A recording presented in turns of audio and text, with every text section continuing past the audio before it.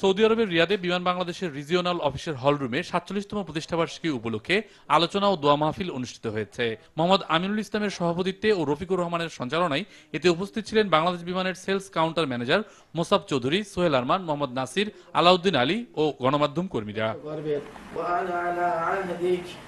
একাদশ জাতীয় সংসদ নির্বাচনে আওয়ামী লীগ নেতৃত্বাধীন মহাজোটের নিরঙ্কুশ বিজয়ে প্রধানমন্ত্রী শেখ হাসিনাকে অভিনন্দন জানিয়ে দোয়া মাহফিল করেছে আওয়ামী পরিবার জেদ্দা ফিশ মার্কেট। স্থানীয় অডিটোরিয়ামে আয়োজিত অনুষ্ঠানে মোহাম্মদ জুয়েল মৃধার পরিচালনায় এতে সভাপতিত্ব করেন নিজামুদ্দিন মিজান। প্রধান অতিথি ছিলেন মমিনুল ইসলাম বাপন।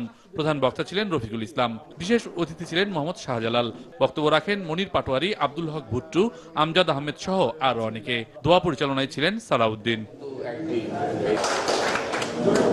ব্রাহ্মণবাড়িয়া ক্রীড়া সংস্থার আয়োজনে জেদ্দার ঐতিহ্যবাহী আল ব্রাতুল স্টেডিয়ামে নববর্ষ উপলক্ষে চ্যাম্পিয়ন কাপ টুর্নামেন্ট 2019 ও পুরস্কার বিতরণী আনন্দমুখর পরিবেশে অনুষ্ঠিত হয়। মুক্তিযোদ্ধা মঈনুদ্দিন ভূঁইয়ার সভাপতিত্বে এতে প্রধান অতিথি ছিলেন বাংলাদেশ কনসুলেটের কনসাল জেনারেল FM বোরহানুদ্দিন। বিশেষ অতিথি ছিলেন Labour councillor Aminul Islam, engineer Ashraf Uddin, সংগঠনের প্রধান পৃষ্ঠপোষক মোহাম্মদ অলিউল্লাহ খান ও প্রধান উপদেষ্টা মাহবুবুর রহমান।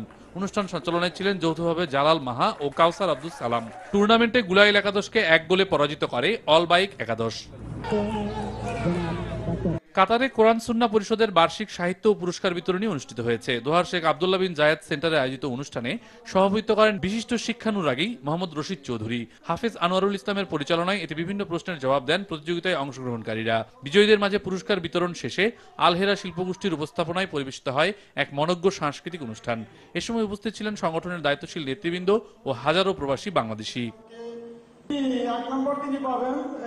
প্রধানমন্ত্রী শেখ হাসিনা পুনরায় নির্বাচিত হওয়ায় কাতারে বিজয় উৎসব করেছে বাংলাদেশ আওয়ামী লীগ। স্থানীয় একটি রেস্টুরেন্টে শফিকুল ইসলাম প্রধানের সভাপতিত্বে এতে প্রধান অতিথি ছিলেন বিশিষ্ট সমাজসেবক মোহাম্মদ শাহজাহান। খায়রুল আলম সাগরের সঞ্চালনায় এতে বক্তব্য রাখেন বোরহানুদ্দিন মোল্লা, শফিকুল আলম তুতু, আব্দুল হামিদ, ওমর শরীফ সহ আরো অনেকে।